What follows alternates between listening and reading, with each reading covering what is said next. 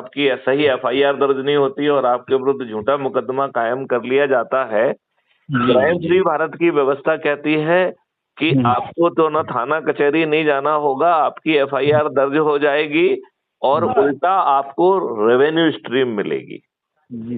गवाही देने के लिए रेवेन्यू स्ट्रीम मिलेगी, जज को रेवेन्यू स्ट्रीम मिलेगी, पुलिस को रेवेन्यू स्ट्रीम मिलेगी, दोनों वकीलों को, डिफेंस के भी और प्रोसिक्यूशन वाले वकीलों को भी रेवेन्यू स्ट्रीम मिलेगी, और जो फॉरेंसिक साइंस एक्सपर्ट्स हैं उनको भी रेवेन्यू स्ट्रीम मिलेगी।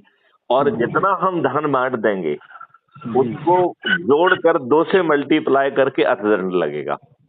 तो अब अर्थदंड जो है आगे जज जो है नहीं देंगे, अर्थदंड कैलकुलेटेड होगा, जितना धन बांट दिया उसका दुगना अर्थदंड।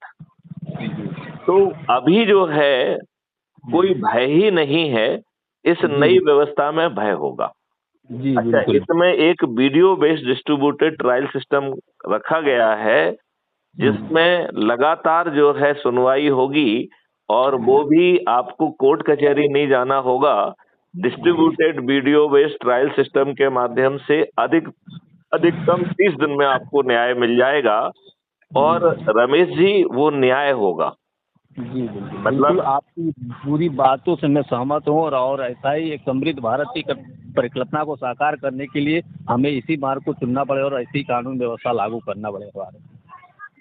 ये चीजें, और इसके साथ यदि आपको 5 फंडामेंटल राइट मिल जाएं, जिसमें रोजगार का आपको फंडामेंटल राइट मिल जाए, जिसमें हेल्थ का फंडामेंटल राइट मिल जाए, जिसमें भोजन का फंडामेंटल राइट मिले, और भोजन भी अकेला अन्न नहीं, अन्न के साथ जो है सब्जी भी, फल भी, दूध भी, दही भी, घी भी, शहद भी और जीवन वर्धक औषधियां भी मिलेंगी। ऐसा ही फंडामेंटल राइट टू एजुकेशन और फंडामेंटल राइट टू प्रॉस्पेरिटी, और ये उन व्यक्तियों को भी इक्वली अवेलेबल होगा जिनके खीसे में 5 पैसे नहीं है। और रमेश जी, आपको जान के ताज्जुब होगा, इसमें कोई फ्री भी नहीं है। तो उस व्यक्ति जिसके जेब में खीसे में 5 पैसे नहीं है, उसको ये सब चीजें उसको भी मिलेंगी, लेकिन उसको जो है उसके डेबिट अकाउंट पर माउंट किया जाएगा, और सिस्टम उस व्यक्ति के पास पहुंचेगा कि भाई साहब, आप कमा क्यों नहीं पा रहे हैं, आप समृद्ध क्यों नहीं हो पा रहे हैं। वो आपसे चर्चा करके आपका मार्ग चुनेगा और फिर आपको उसी अनुसार शिक्षा देगा, ट्रेनिंग देगा, टूल्स देगा, आपको उसमें अभ्यास कराएगा, और टीम में गठित करके आपको किसी के सामने हाथ फैलाकर रोजगार नहीं मांगना होगा, आपको राष्ट्रीय संपदा निर्माण में लगा दिया जाएगा। और जितनी राष्ट्रीय संपदा का निर्माण होगा उतनी भारत विकास निधि ऑटो जनरेट होगी। अब रमेश जी, इसमें समझने की बात यह है कि अभी जो है आप हर काम के लिए आपको पैसे की जरूरत हो रही है, राइट। इस व्यवस्था में राष्ट्रीय संपदा का निर्माण भी हो रहा है और धन का निर्माण भी हो रहा है।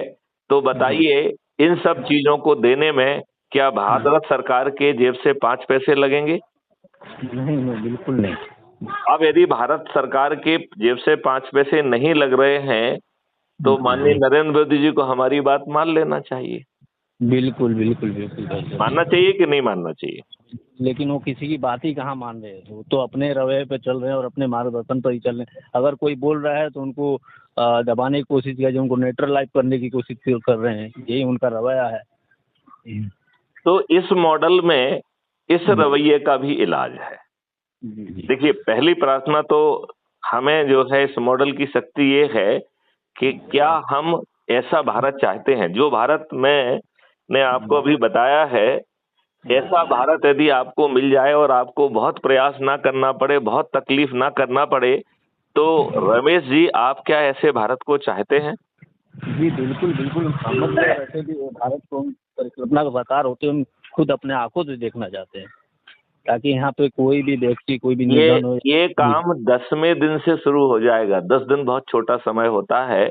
क्या उसके लिए आप छोटी सी प्रार्थना के अनुसार काम कर पाएंगे? बिल्कुल भाई साहब, हम आप इस अभियान में मैं आपके साथ कंधे से कंधा मिलाकर चलने के लिए तैयार हूँ। इसके लिए क्या करना है कि जिन संगठनों से आप जुड़े हुए हैं जी जी उनसे संपर्क करिए जी जी और उनसे कहिए कि भैया आप अच्छा काम कर रहे हो, आपने